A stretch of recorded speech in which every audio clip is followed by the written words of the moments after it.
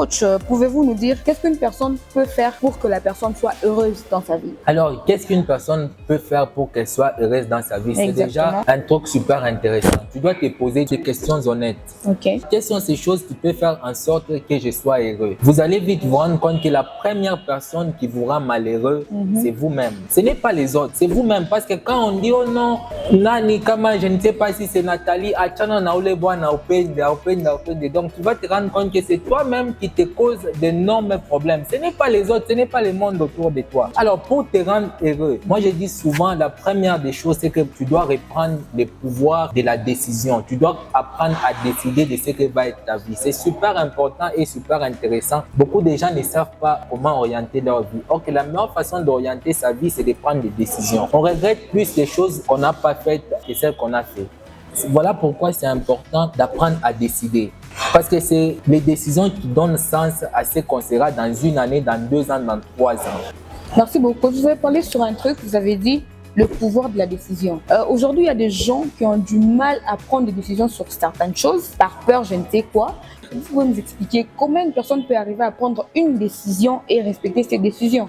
Alors Daniela, la chose la plus importante, j'ai toujours dit, quand tu dis oui aux autres, souvent tu te dis non à toi-même. Okay. Et tu vas vite comprendre que moi je dis souvent, c'est même une parole de Jésus, il avait dit à Pierre que lorsque tu seras vieux, on t'amènera où tu ne voudras pas. C'est que quand on est vieux, c'est le moment où on commence à revoir toute sa vie. Moi je dis souvent aux gens, quand tu auras 80 ans sans la possibilité de bouger, est-ce que tu seras fier de la vie que tu auras menée? Point d'interrogation. Parce qu'à un moment donné, quand on devient conscient de sa mort, on devient conscient de ses faiblesses.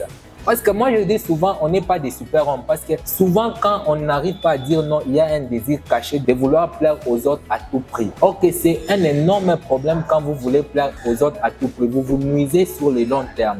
Voilà pourquoi moi, je me dis, est-ce que dans une année, je serais vraiment ravi d'avoir dit oui à quelqu'un? Sinon, je lui dis non. Parce qu'à un moment donné, on est les meilleurs juges de soi-même. On sait. Du coup, quand il y a un problème qui arrive, je peux t'assurer que là, dans l'esprit de la dada, il y avait quelque chose qui lui disait « Oubana ou Atani Patoumine ». Mais à quoi naïmani? Donc, il y a toujours quelque chose qui te dit que non, un problème va surgir, quelque chose de grave va arriver. On sait que le pire va nous arriver, mais souvent on s'entête. On s'entête. Oui. Voilà pourquoi moi je dis souvent aux gens, il faut penser à sa mort. Mais les gens disent, ah tu es très méchant, comment tu veux nous faire penser à notre mort? Tu sais, il y a une méthode qu'on appelle la méthode pré-moderne. C'est aux États-Unis. Tu vois, avec les attentats du 11 septembre, avant les États-Unis, ils pouvaient se réveiller le matin et dire, partons en guerre, faisons ceci. Mais à un moment donné, avec la guerre en Irak, les attentats du 11 septembre, ils se sont rendus compte que des fois, nous devrions penser ce que ça peut nous coûter. En âme et conscience, tu te dis, qu'est-ce que ça peut m'écouter? Parce que souvent, les gens disent, oh non, c'est parce qu'on n'a pas pensé aux conséquences avant d'avoir posé l'acte. Quand tu es là, tu es tout le temps sur les réseaux sociaux, en train de scroller, tu veux qu'est-ce qui peut arriver dans ta vie? Rien. Et tu comprends que quand on commence à se poser parfois des mauvaises questions, des questions de dire qu'est-ce qui peut m'arriver de pire en faisant ça, en fréquentant telle personne, qu'est-ce qui peut m'arriver de pire, en échangeant avec tel, qu'est-ce qui peut m'arriver de pire. Quand tu te poses toutes ces mauvaises questions, tu sais ce qui va t'arriver de pire et tu sais comment éviter ça.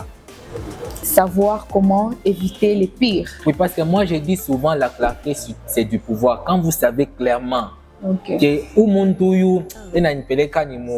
tu sais même comment l'éviter. Mais souvent on se dit, oh non, moi je me limite uniquement à ce que je vois. Hein? Voilà pourquoi tu vas vite te rendre compte que nos parents disaient avant de l'épouser, on me surprendre un bel pour voir. Mais je crois que c'est pas vraiment important. C'est super important parce que des fois, tu vas vite te rendre compte que ce n'est pas l'ange que tu vas épouser. Voilà pourquoi on dit souvent, si vous voulez bien savoir si vous l'aimez, tu vas voir réellement si tu l'aimes. Sinon, oui, parce qu'il y a des frères, lui il a épousé un ange, mais il se rend compte que le deuxième jour du mariage, c'est un zombie en face de lui. Tu vas faire quoi? Tu as déjà fait le choix. Voilà pourquoi nos sœurs aussi, soyez naturelles, soyez vraies.